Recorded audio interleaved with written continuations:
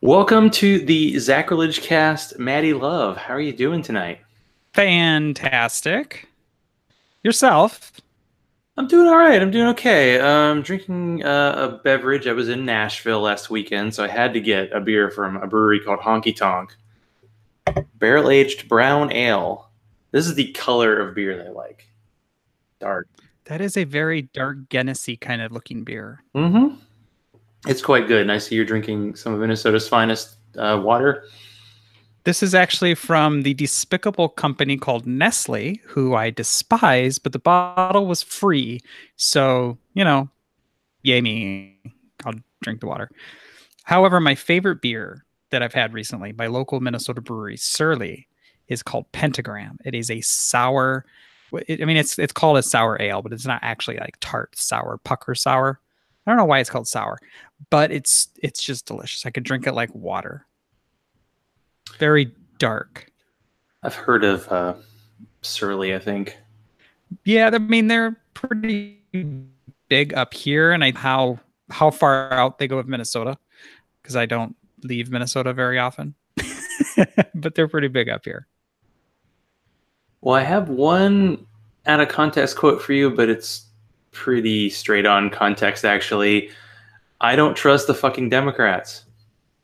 Oh, yes, I actually say that frequently because I don't fucking trust. I actually voted complete Democrat ticket this election. Um, but I also remember that it wasn't until like 2012 or so that they started being on board with same-sex marriage. It took them a long time to start being okay with trans rights. Hillary Clinton, and when she was running, had some issues with some people of color. They're shady as fuck. They're just, I don't want to say lesser of two evils because one side is really fucking evil, but they're people like at least I think that we can make a change with. It's like let's fight to get back to where we were in 2012. Yeah, they'll actually hear public pressure, and that'll lead to change less than kind of people having their own like ideas of right and wrong. But yeah, I mean, it was That's kind of my thought. wasn't it kind of like mid second term where Obama kind of came around to gay marriage? I mean, he definitely wasn't talking about it the first time he got elected. It was after he didn't have to worry about getting reelected. So that speaks volumes. It's like I'm going to do this thing that's right, but I'm afraid of pissing people off, so I'm going to wait. Like I love Obama. I think he was a fucking fantastic president. But like when I hear people say he's the best president ever, it's like that's not really setting the bar very high because a lot of our presidents have been pretty shitty. Yeah, I would say you do a little bit of history and you see what people actually have done and what kind of doesn't get told. Because there's just a lot of history out there, and it's hard to keep track with it all. But I don't know. We can kind of dig into politics a little bit later. But I like to Sorry. kind of get a feel for my guest, and of course, you are involved. I mean, you work on 3 podcasts, and you said you produce 2 other ones. So I'd say podcast junkie over here. So how did you get introduced to the wild, wild world of podcasts and then like atheist podcasts? So, like the wild, wild world of podcasts, I started listening to podcasts probably in 2006 or so, which is pretty close to after they had, first started hitting the scene with Apple in 2005. And as I was kind of like leaving religion at the time. What got me kind of into it was listening to a podcast called Skeptic's Guide to the Universe. Um, Based they're out of great Atlanta, I think. So woo. Say that again? I think they're based out of Atlanta, Georgia. Nope, they are based out of Connecticut. Oh, I'm totally wrong. Yeah, they run Nexus, the Northeastern Skeptical Society, or something like that. Um, but yeah, it's a fantastic podcast. That kind of got me diving into more podcasts. And then Chris Hardwick from the Nerdist at one point said, if you've got a laptop and a $35 mic, you can get into podcasting. And I thought it was stupid, but I went ahead and tried it and found out that he was mostly right. You can spend a lot more money. But that's how I got into podcasting. It's like, well, I've always wanted to do radio. I'd always wanted to I at one point had wanted to be a pastor. So I was like, cool, I get to spread my voice and have people listen to me and download me. And I don't know, it's just fun now. So what about the pastor bit? Did you have a religious background growing up? Not growing up, we were an ENC family. Some people call it CNE, where it's you go to church on Easter and Christmas, or Christmas and Easter, and for funerals and weddings. And that's the only time we went to church. Like, so I was raised a cultural Christian, but not like a very religious Christian. But when I had turned 18, for some reason, I decided that I needed to get that Jesus was the answer. I don't know what led me to think that, but from about 18 to probably about 30 or so, I was a pretty hardcore Christian fundamentalist. Gays were going to hell, abortion was murder, and, killing an abortion doctor might not be the worst thing in the world you could do. So, took a pretty hard turn at some point, as you can tell, because I'm now an atheist. I'm actually a Satanist, not even just an atheist. So yeah, but I had wanted to be a pastor. I wanted to lead people. I fully bought into that shit. And I forgot, am I allowed to? Yes, I'm allowed to swear in your podcast. Yeah, I usually let the guest lead, and I don't even play around with, oh, this might be clean. It's like, no. Well, we do so much radio stuff. It's like, am I allowed to swear? Okay. Yeah, yes. I was a little nervous on Atheists Talk because it was like, this is I think might have been the only show I ever was on that was like explicitly like you can't curse, and yeah, I'm good for some reason. Well, I mean, like, we'd be happy to let people curse, but I think it's like a $10,000 fine if somebody like complains or something. It's ludicrous. It's a really high amount, and we really don't want the FCC coming down on us. Well, how did you get involved with Atheists Talk, and how cool is it? I was thinking, living in Georgia, it's like, oh, you have an AM show that's not sports radio or like Jesus Talk? Really? How did that happen? Is you can do that? So Atheists Talk is the official show of Minnesota Atheists, and it has been going since January of 2008. So we are well into our 10th year. I just got involved, though, I want to say 2015, maybe 2016. It's been a bit. I have my own show, Minnesota Trans Atheist podcast, and somebody whose name is Mike Harbrick, he was the producer of Atheist Talk at the time, and he did a show about Minnesota Atheist podcasts. And I was one of the podcasters. He's like, hey, do you want to come on? And I'm like, sure, that'd be fun. So me and a couple other folks were on. Geeks Without God, fantastic podcast. Dimland Radio, the guy who does that, Jim Fitzsimmons, is a really good friend. We became friends because of this radio time we were on. But at the end of the show, Mike was like, hey, Maddy, would you be interested in hosting once in a while? Just, every so often. And I said, sure, that'd be fun. It'd be fun to come back on the radio and get to talk to people. And then that just kind of turned into me coming on more often. And then Mike ended up leaving to go to Arizona for, I forgot why, personal stuff. And it switched over to a new producer, and the new producer and I her name Hertzie Hertz. She's been guest on with you. And we just kind of hit it off. And now Hertzie and I do probably 80 to 90% of the shows. So there is a rotation. So what is kind of the elevator pitch for Atheist Talk? It's atheists talking. We don't really have a format other than we are usually doing interviews with folks.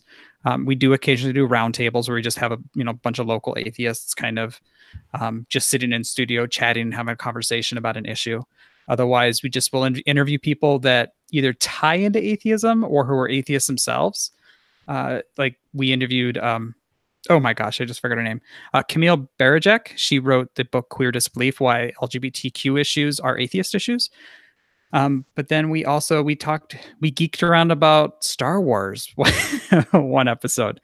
So yeah, we don't really have a specific format. We're atheists talking.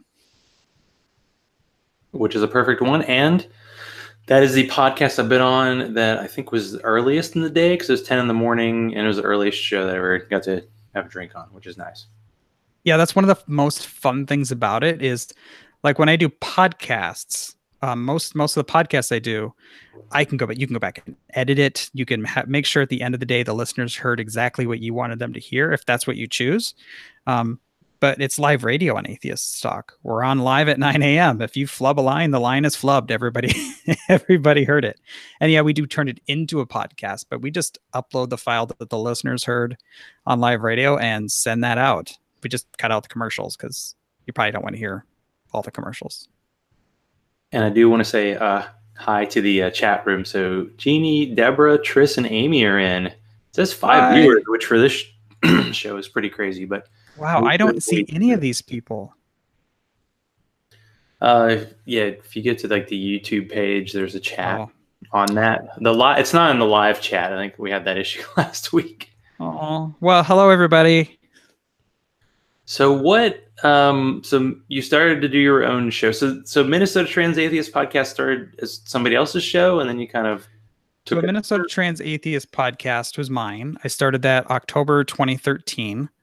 I called it a Minnesota Trans Atheist because at the time, being fresh out of the closet, transgender, not being plugged into the atheist community, I was naively unaware that the transgender community was so strong in Minnesota, especially in the Twin Cities area, or that the atheism community was so large. So here I'm thinking I'm like the only or one of a handful of transgender atheists in Minnesota. And, you know, I could not be farther from the truth. I many podcasters who are transgender atheists in the Twin Cities, let alone just the number of people. So that started in October 2013 on my own. And I don't put out as many episodes as I used to. I'm down to maybe just putting out 3 to 5 episodes a year, mostly because the time I'm spending I'm putting into Atheists Talk, or, how I was doing production on some other shows as well. So that's kind of eating up my time, as well as family and work. Well, I hear people have lives. That's the rumor that goes around anyway. But what's so you have this logo for the show that's kind of like a cherry on a spoon. What's that all about? So anybody who's visited Minneapolis has probably at some point been to the Minneapolis Sculpture Garden. It's by the Walker Art Museum. And that spoon with a cherry is a fairly iconic Minneapolis sculpture. So it's a gorgeous place to go visit the Minneapolis Sculpture Garden. You walk through, there's tons of gigantic art pieces. It's obviously not really in black and white if you go there in person. Although on a winter day, it's kind of black and white. But yeah, it's a gorgeous, that whole area is gorgeous just to walk around. And I took that picture for the logo on a camera phone that I had probably in 2010. And I liked it, and I really have been too lazy to go back and take it again with a big camera so that I can upload it so it's not so pixelated when it gets bigger. But yeah, it's at the Walker Art Museum, or the Minneapolis Sculpture Garden. Okay, so you're capturing your town, which is nice. And you have a brand new baby podcast, Love Without Limits. Tell me about that one. Just launched that. My wife, we've been married for almost 23 years now, and she really wanted to kind of start doing more podcasty stuff with me. And a Minnesota Trans Atheist I didn't really want to bring her on as a co-host to that, because that podcast is kind of, I don't want to say pod fading, but it has its own voice. It has its own, I interview people for that in the transgender community. So I thought, hey, let's do a different show, a brand new show. We'll call it Love Without Limits. That only took 3 weeks to come up with a name. And it's just her and I chatting, and we chat about, we have all these, for what I think are deep conversations, and about politics, about religion. I'm a Satanist. She's a Christian. I'm trans. She's cis. But at the end of the day, we still love each other, and we can have these good conversations. We can disagree on some things, agree on other things, disagree, but understand that we're both coming from a place of love. And I just kind of thought, well, let's record these. Let's put it out. And maybe we'll have no listeners. Maybe we'll have 1 billion listeners, whatever. I don't give a shit. I just wanted to have this project that I do with the person that I love. and we'll share it if people like it, great. And if nobody likes it, well, I still had, like an hour-long chat with Julie twice a month. And so in busy schedules, sometimes it's nice to like schedule time together. So it just gives us a time to chat and I guess share that with the world. Well, it's a different kind of date night. Well, it's the kind of date night where like you're like, hey, I'm interested in what you have to say. And I'm going to shut up and let you talk about, and there'll be things that her and I'm very, as listeners probably already know, I'm a super lefty liberal. I'm an SJW to the core, and she is not. And so it's also good for me to like sit back and listen to her point of view and let her speak her mind, whether I agree with it or not. Instead of like, no, like so often, like on online conversations with people, somebody will start to issue a different point of view and like you go to shut them down right away.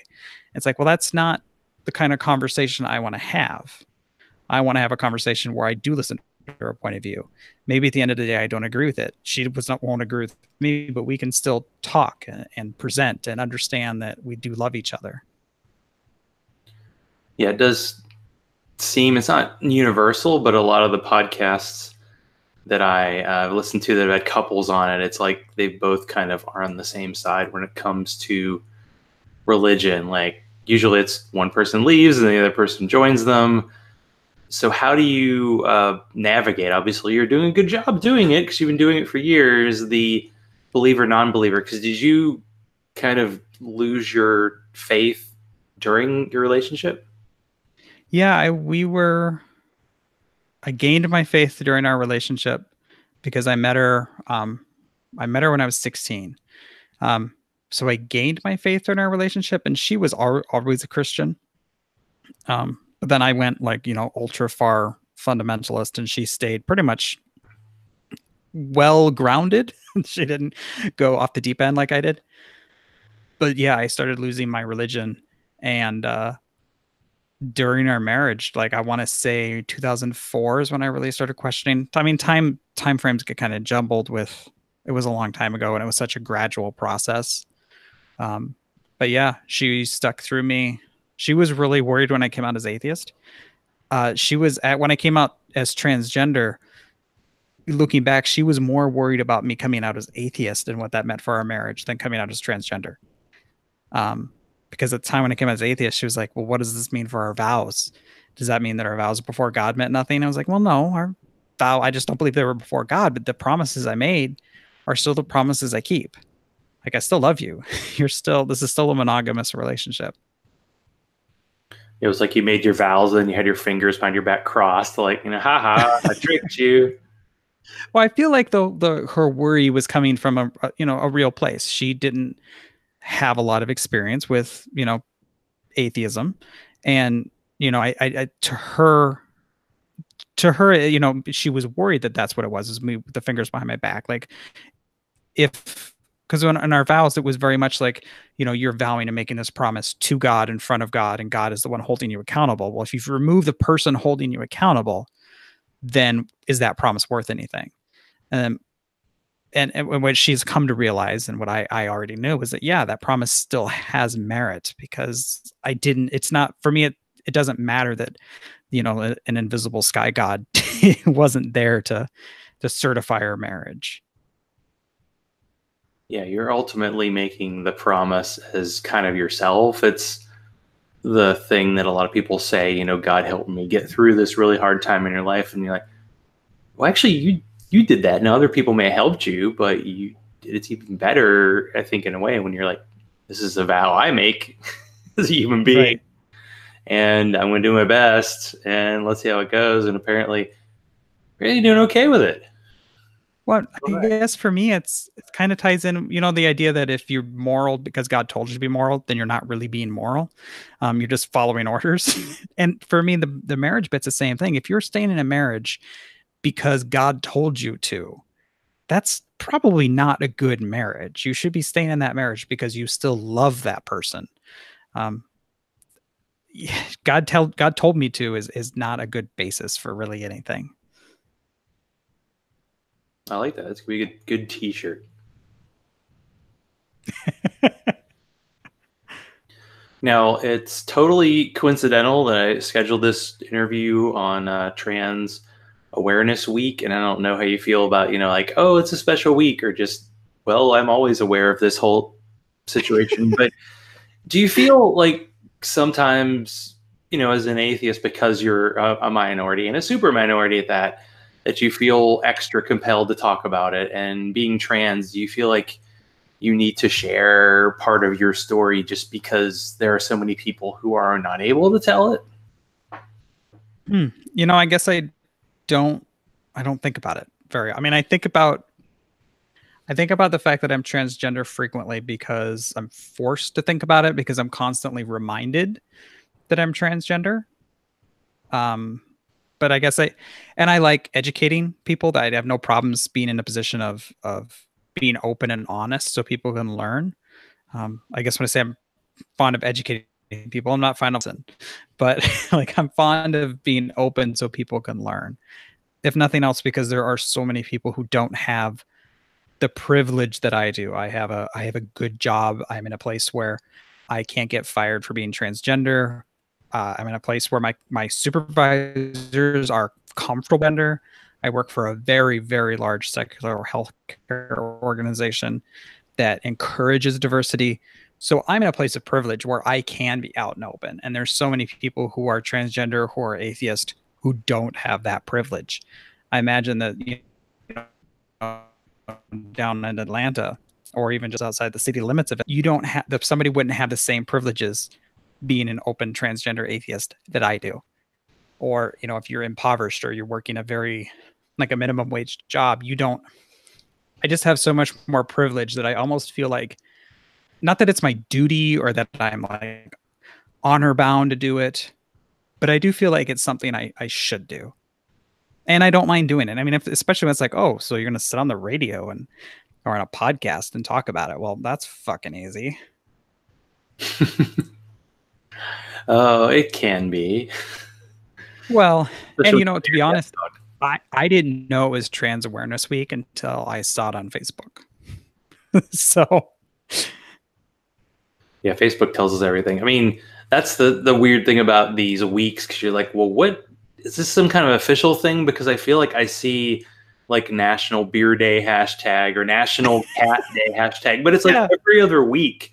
Like, I think they're just like, we're in, what it was at the Groundhog Day. We're just like repeating the same history over and over again, because it's just strange that way. But one of the I missed it was after National Cat Day.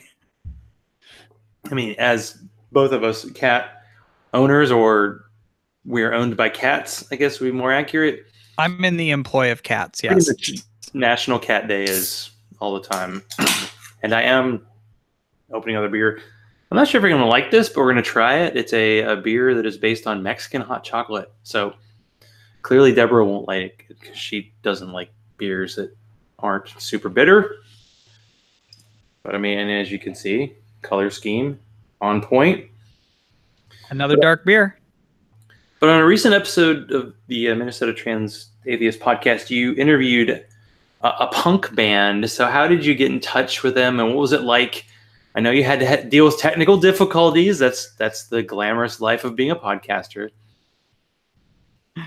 Yeah, that was Slurm Flirty Worm. They are a punk band out of the Pacific Northwest. They are centered in I forgot what part of Idaho. I want to say Napa, Idaho. It's near Boise. I actually had a listener who emailed me and said, "Hey, Maddy, you should talk to Abby, my friend." Or I guess I don't know about friend, but like, because the drummer for Slurm Flirty Worm is a trans gal. It's like, you should talk to Abby. She's in a band. You should listen to it. And I love music, guitar music. I love punk music. I'm a big stuff. Listen to it. It's like, okay, this is fun. I really like this. And read the style to them.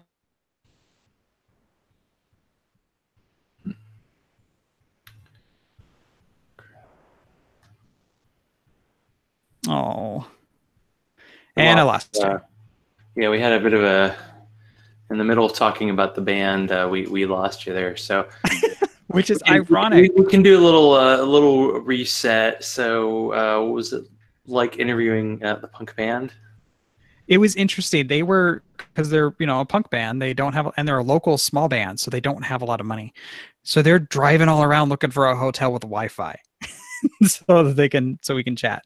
They find a hotel with Wi-Fi. We tried chatting a few times, and the Wi-Fi is just fucking terrible, as one might expect from like a cheap $30 a night hotel in the middle of Idaho. So we ended up going. We used, one of them had an iPhone, and we did the whole interview with the three of them crowded around a speakerphone while they were doing shots of tequila and eating Hot Pockets. Life of an independent punk. Now, I heard that during that show, or maybe it was after you recorded the show, you had a revelation about your favorite flavor of Hot Pocket. Yes, I'm not a big fan of Hot Pockets in general, but I decided that the ham and cheese Hot Pockets are fucking awesome, as are pepperoni Hot Pockets. I used to think one was better than the other, and I've now come to the realization that they are both delicious in their own right. Well, delicious is a strong term. They are both really good when you're working a night shift and it's 2 a.m. I guess there's a time and place for everything. And so when I looked at the ingredient list for this beer, I saw that cinnamon was on there. And if I know cinnamon's in a beer, I'm going to taste it. And at a certain point in my life, I just went, nah, with cinnamon anymore. So I'm glad that with beer, you have the opportunity to buy like a mixed 6-pack so you can try one. Because if you buy like a 6-pack and you don't like one, you're feeling terrible. So yeah, I got 5 more to go. So clearly regular hot chocolate for me with whipped cream, but not the Mexican type. It's good to know. We live, we learn. So can you talk about being a Satanist? Because being an atheist is one level, but Satanist now, that is a label right there. Yeah, it's I'm an atheistic Satanist, so I don't actually believe Satan exists. Did I lose you again? I'm here. You got me? Fuck. Good. Wait a delay. Uh-oh. Uh-oh. I think I had one guest who just who did audio because the internet was bad. So yeah, normally I've got really good internet. I am recording where I'm at. But I guess I'll just try this without my camera on, see if that helps. Okay, we'll reset a little bit. Yeah, talking about being a Satanist and what it means, because what some Christians who freak out about everything think it is obviously different than what it really is. Yeah, so I'm a Satanist in the flavor of the Satanic Temple. We don't believe Satan is an actual being. You view Satan as more of an icon or imagery. Think of like rebellion. Satan was the first to demand equal rights as a great way to think about it. We believe in bodily autonomy. We believe in justice. We believe that written word should never take place over, doing the right thing.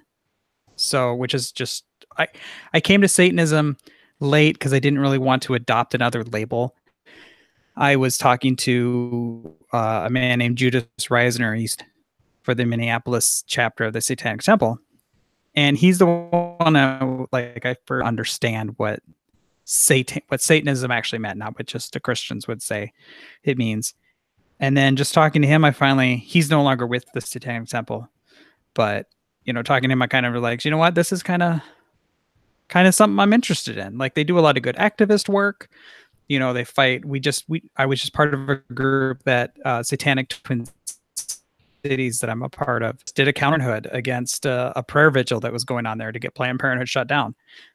I mean, it feels good to go out and do things, to be active in the community and to stand up for things I believe in, like church-state separation. So it's kind of like basically the work I do with Minnesota Atheists is just taking that up to another level and saying, fuck you in your face. I don't really care if you don't like me. I'm just going to be as full out there as I can. But do you have cool t-shirts? No, we're actually, Satanic Twin Cities is working towards chapterhood in the Satanic Temple. So we're pretty small at this point. We don't have a lot of cool t-shirts, but the Satanic Temple certainly does. Yeah, they've got a lot of cool t-shirts. Now, there was a recent controversy. I think it's Satanic Temple. So on the new Netflix show, the reboot of Sabrina the Teenage Witch, they actually have a statue of Satan on that show. And it's, I think, exactly like the one that was put up. I think it was in Arkansas, one of those states where they put the 10 Commandments up in private land because that's how they have to do it to get around the law. And then they said, okay, but you have to put up a satanic one. And it looked exactly the same. I don't know if you're aware of this because, you know, you don't have to be aware of every TV show controversy. Right. No, but, no, I'm very well aware of this. So like going back to Arkansas, the 10 Commandments in Arkansas are on public land. They've just decided that they can be there. And the Baphomet statue, so it's not a statue of Satan, it's a statue of Baphomet. And that Baphomet statue was brought down there for a protest and left. It's not actually been installed. It was, I mean, it's a fairly large statue. It's held in the Satanic Temple's main headquarters in Salem, Massachusetts. But yeah, Baphomet itself is an icon that's been around for a very long time. But the Satanic Temple, and I'm not speaking for the Satanic Temple, obviously, but the Satanic Temple worked with an artist, had a specific design, had that design, and this is the important part, copyrighted for the Satanic Temple. And there are elements of the Satanic Temple's Baphomet image that aren't in line with a lot of the historical ones. For instance, the historical Baphomet is a creature that is a gender. It's both male and female. It has breasts, and they're naked breasts. The Satanic Temple's version does not. And then the Satanic Temple's version has these two, a male and a female, and that's what they're using to represent that there's not any kind of gender preference with Baphomet. And so pretty much took the Satanic Temple's image and used it without permission. So yeah, they fucked up. They could have used any, but they chose to use the Satanic Temple one for whatever reason. And then what made matters worse, I feel like the Satanic Temple would the show, except that what they did is they made Satanists as all the images from the Satanic Panic, these evil images of children getting raped and eaten, and these terrible things that Christians said Satanists were doing in the 90s. And those are the Satanists that exist in Sabrina's world. That gets people like me death threats because Christians get freaked out now when they hear Satanist. They see me and they say Satanist. Well, I mean, they're true, but ouch. I mean, you know, if you say you're a Satanist, they say you're a Satanist, that's true, but the way they see a Satanist is definitely different than you do. Right. I'm not, for the record, I have not and will not ever eat a baby or have sex with a baby or rape a baby. But these are the images that Satanists have. But the bottom line is death threats are not cool, and people doing it exactly value life because either they don't believe it and they're scaring someone for no reason, or they do believe it and they probably should be locked up. Yes. So that's my really heavy stance on death threats. And you face somebody. That was a really strong stance to take. I'm proud. We get to be a little lighter. So why don't we try this? I saw this on your Facebook page. So let's discuss, because this is an important issue. I don't talk about cooking that much in the show. I wonder why, especially when we talk about eating babies and such. So you are like a crock pot master. So tell me about that. And, you know, with the weather being chillier up there than here, how do you take advantage? I am a huge fan of, it's called a Crock-Pot Express. It's essentially, it's an electric pressure cooker, think Instant Pot. I love it. Oh my God. I got one like 4 months ago. I started using it. I'm sure my coworkers are sick to death of me talking about it. I will I throw some chicken in there, shove that shit under the broiler. Best chicken ever in like less than an hour. Super moist. Turkeys, stews. Oh my God. anything. Kraft macaroni and cheese I make in my pressure cooker now, which sounds ridiculous, but it's really not. It's fucking awesome. Yeah, just love it. Isn't it though the perfect thing to have? Because you say you have a life, you have kids, you have cats, you have all this stuff. Doesn't it seem to be a good thing that you can do this cooking in less time than you usually would? Oh yeah, totally. Like, okay, so like take Kraft macaroni and cheese. Making Kraft macaroni and cheese is the simplest fucking thing in the world, right? You boil some water, you throw the pasta in, you stir it up, you drain it, you're done. I throw it in the Instant Pot though, and I put it in, hit the button for 4 minutes, and I walk the fuck away. I don't have to sit there and babysit it.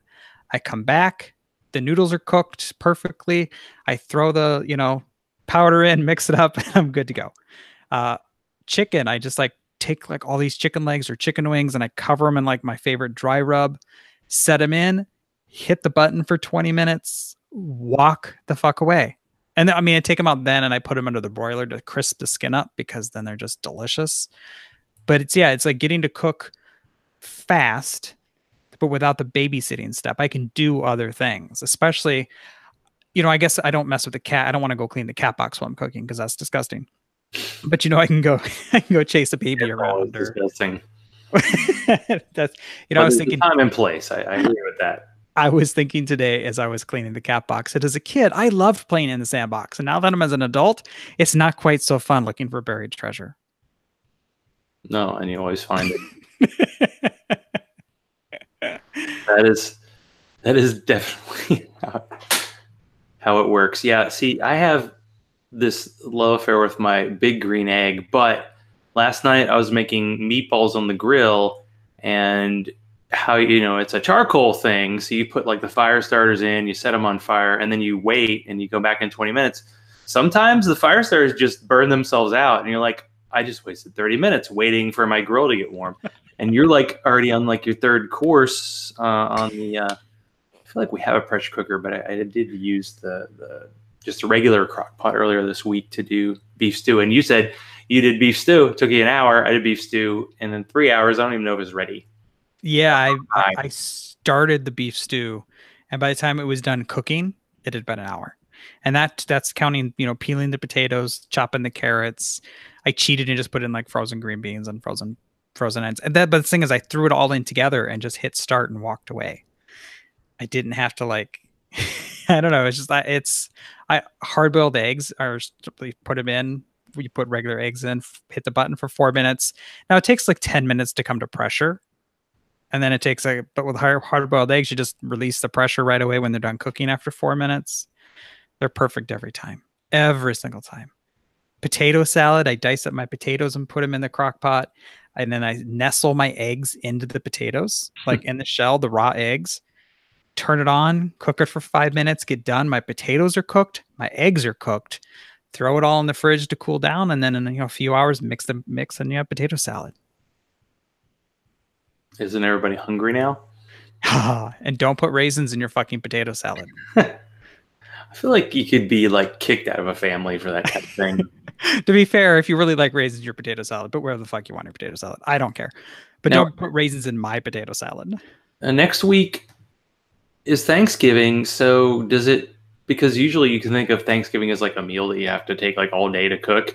Do you have to like pretend if you're using the Instant Pot to like cook everything in like, an hour? Well, to be fair, we're going to cook the turkey in the oven. Not in the pressure cooker. Part of that is because I can only fit 5 to 7 pound turkey in my pressure cooker, which is really tiny. We usually cook a 24-pound turkey for Thanksgiving because of everybody that's coming over. So, and I only have one. So we, and not everything cooks better in the pressure cooker. So we'll cook a normal Thanksgiving dinner. If we use it for anything, it'll probably be to boil the eggs for the deviled eggs. Now, you do, of course, multiple podcasts. Do you have like a dream guest that you haven't had on any of your shows? Right now, the dream guest, if I could get, would probably be Angelica Ross. She is a trans woman that she's currently on a TV show on FX called Pose. She was on a really, really great YouTube short series called Her Story that is like put me in tears. It was so fucking good. She's a great actress. I just love her. And then she does a lot of like Facebook Live stuff. Yeah, she would be a dream guest. Well, I think you're probably a little bit aware, what's on TV. Do you take it personally when like a trans character is played by someone who isn't? Oh, it pisses me the fuck off. I mean, Jeffrey Tambor, well, we could say sounds like a terrible person anyway, but yeah, he does. Handed Emmys year after year, and it's like, anyway, yeah. I honestly, at this point I honestly don't see it any differently than if, say, Scarlett Johansson was going to play Martin Luther King Jr. Which I mean, who knows what she's going to do. That's the only role she hasn't been offered, I think. Yeah, I view it like as a white person doing blackface. I mean, I would argue we don't have the history, like and I don't mean to equate the treatment of African Americans and people of color with people in the LGBTQIA communities. But at the same time, there is that history of being marginalized, being ostracized, not allowed to be a part of Hollywood, and having other people tell our stories. There are a plethora of trans actors out there, trans actresses, non-binary trans people. Producers should just go out and look. They don't even have to look. There are talent agencies that will find them for you. It's not like there's this dearth that like, oh, where would we find a trans actor, to play this part? They're out there. They're visible. They're fucking good. Go cast one of them. Yeah, there's enough. There are plenty of roles for, straight white people. So, well, yeah, and it's like that's not to shit on straight white people. It's just like, hey, like, if you're gonna tell a trans story, have a trans actor play that character. If you're gonna tell a story about a person of color, you get a person of color to tell that story. You don't get a white person to do a black person. You don't get Scarlett Johansson to do, whatever. She's my favorite person to pick on right now, even though I love her and like Avengers. She's a very fantastic actress. But she has some questionable role decisions. She just gets offered everything that she should turn down sometimes. Okay, this came up, one of the top of the head type questions, but I lead into this by saying there was a Netflix movie about Madalyn Murray O'Hair, who led American Atheists in the 60s, and it was terrible, and it was a terrible portrayal of her, and it made atheists look just bad. Yes. Are there examples out there where the experience of being trans and there's a spectrum of experiences. There's not just one experience clearly for anything that actually captures it well. Where you go, oh, okay, I'm with you. I don't watch enough movies and TV that aren't just plain escapist comic book type movies, TV, to really be able to answer that super well. So I mean, as far as ones that affect, only things that I've heard, and even the ones where it's like a straight cis person or whatever playing a trans character, you normally usually hear that they do a good job in telling the story. Transparent, maybe not so much, but even that had a trans woman was one of the writers and producers, so even that story wasn't terrible, even though I forgot his name. Jeffrey Tambor was terrible.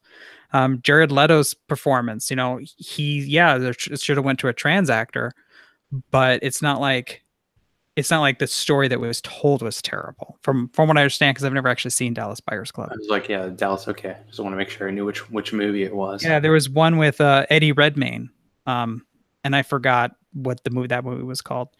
But most of the trans people that I saw, and these are like even just people that are very SJW-y like I am, they said, it actually, his performance was really good. The movie was really good. The story was really good. It's just that, their issue was, hey, why did this role go to this man when it should have went to a woman, a trans woman? So I don't watch enough.